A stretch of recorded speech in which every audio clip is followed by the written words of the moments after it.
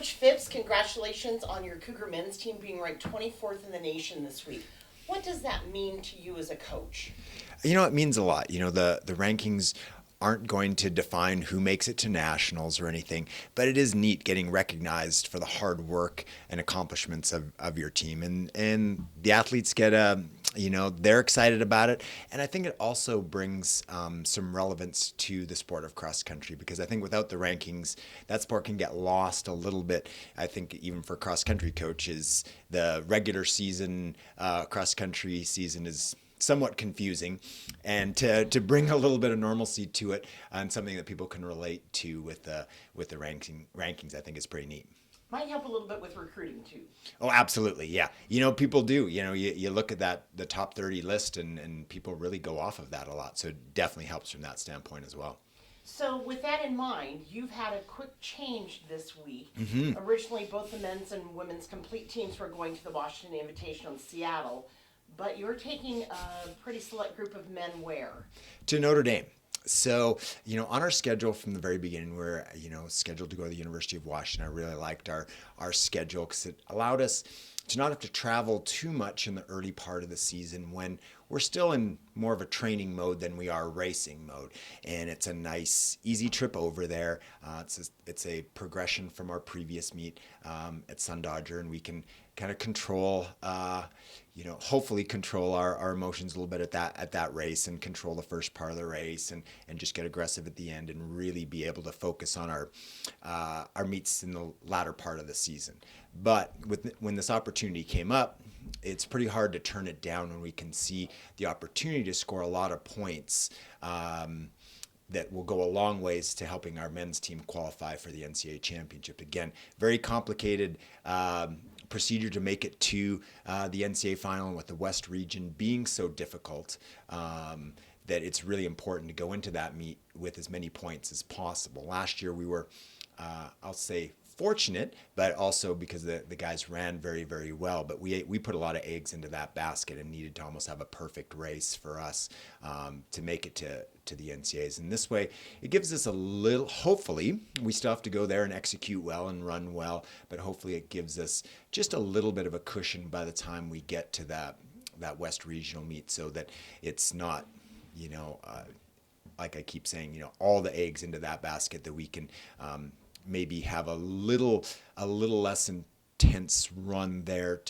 to save a little bit more for the NCAA finals 8 days later. Explain a little bit why you would get more points from finishing high in the standings at Notre Dame rather than at the Washington.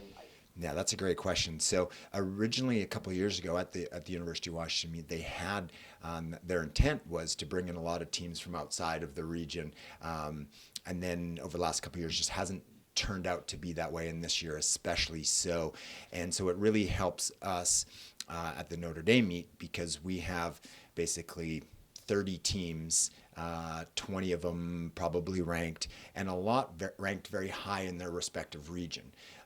And so when we can go against teams from other regions that are, maybe first or second, and we're hoping that are going to get automatic bids, that gives us a greater chance to get points. And we won't know the benefits of going to this meet until after the regional meet, but it does put us in a pretty good position. It does give us a greater opportunity, much more so than at the University of Washington meet for this weekend.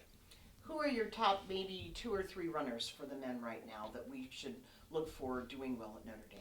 Well, we Michael Williams had a great run at Sun Dodger, fastest time that we've ever had for a Washington State University athlete at the Sun Dodger meet. And John Whelan, I think he'll be the first time this year in uniform, so that's really exciting for the group. And I think those two, are leaders last year, and I think look to be our leaders again this year. But I think the big difference between this year and last year is that we have so much depth, that gap is really, really closed.